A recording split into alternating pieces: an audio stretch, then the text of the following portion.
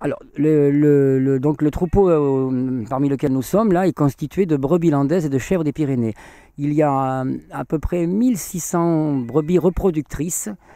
Alors, les brebis landaises étaient des animaux qui vivaient donc dans la forêt des Landes et qui leur a donc forgé une extrême rusticité, hein, puisque les sols sont très pauvres et ces animaux devaient se contenter de ce qu'ils trouvaient, donc de marcher beaucoup aussi, puisqu'il fallait sur des parcours arriver à trouver une part de nourriture.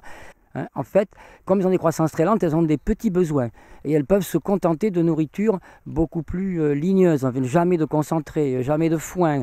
Elles ne vont absolument pas souffrir d'être tout le temps à l'extérieur avec ce qu'elles trouvent, quoi.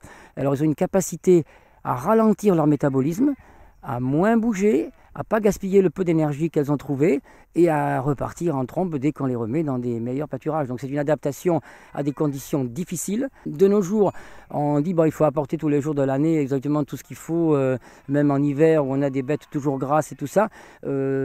Écologiquement, il semblerait que ça doit être un système qui commence à ne pas plaire sur tous les points, puisqu'il y a des gaspillages effectivement d'énergie fossile, il y a des choses comme ça par rapport à... Il faut faire, faut que les tracteurs travaillent beaucoup pour produire des fourrages et des concentrés. Voilà, des animaux là qui sont totalement capables donc de s'entretenir tout seuls au pâturage, mais c'est surtout dû à leur lenteur de croissance. Donc eh ben, elles ont une petite rentabilité, sauf que maintenant elles sont de plus en plus recherchées.